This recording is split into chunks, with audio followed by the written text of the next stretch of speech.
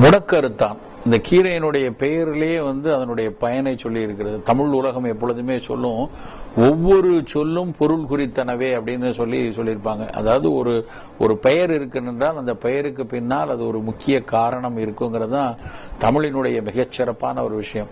அந்தபடி முடக்கருத்தான் அந்த பெயருக்குள்ளேயே ஒரு பெரிய மருத்துவ கருத்து பொதிந்திருக்கிறது அப்படின்னு சொல்லலாம். முடக்கு அறுத்தான், நம்மளுடைய மூட்டில் ஏற்படக்கூடிய வலி, அதனால் ஏற்படக்கூடிய முடக்கை நீக்கக்கூடிய செய்கை கொடுக்கறதுனாலதான் முடக்கருத்தான் அப்படின்னு சொன்னாங்க.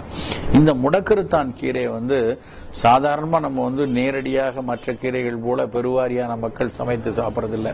என்ன செய்வாங்க அப்படின்னா, முடக்கருத்தானை நல்ல தோசையில அரைச்சு போட்டு முடக்கருத்தான் தோசையா கொடுப்பாங்க, முடக்கருத்தான் சூப்பு சாப்பிடுவாங்க, முடக்கருத்தான் கீரையை அடையோடு சேர்த்து சமைத்து சாப்பிடுவாங்க, துவையலாக செய்து சாப்பிடுற பழக்கம் உண்டு. இப்படி சாப்பிட்டாலும் நமக்கு வரக்கூடிய மூட்டு வலிக்கு, இப்ப வயோதிகத்துல எலும்புகள் தேய்ந்து அதுல உள்ள நடுவில் இருக்கக்கூடிய சதைகள் அதுல இருக்கக்கூடிய மெம்பரைன், சைனோவியல் மாதிரி மெம்பரைன்ஸ் எல்லாம் உலர்ந்து போய் இருக்கிறதுனால வயோதிகத்துல வரக்கூடிய ஆஸ்டியோ ஆர்த்ரைட்டிஸ்ங்கிற மூட்டு வலியா இருக்கட்டும், இல்ல பிற நோய்கள்னால ரத்தத்தில் இருக்கக்கூடிய மாறுபாடுகள்னால வரக்கூடிய ரொமட்டாய்டு ஆர்த்ரைட்டிஸா இருக்கட்டும், எந்த ஒரு ஆர்த்ரைட்டிஸா இருந்தா கூட அதற்கான சரியான மருத்துவம் எடுத்துக்கொண்டு அந்த மருத்துவத்தோடு ஒரு ஃபங்க்ஷனல் ஃபுட்டாக இந்த முடக்கருத்தான் மாதிரியான கீரைகளை, முடக்கருத்தான் சாறை எடுத்துட்டு வர நம்ம மூட்டு வலி நல்லா குறையும்.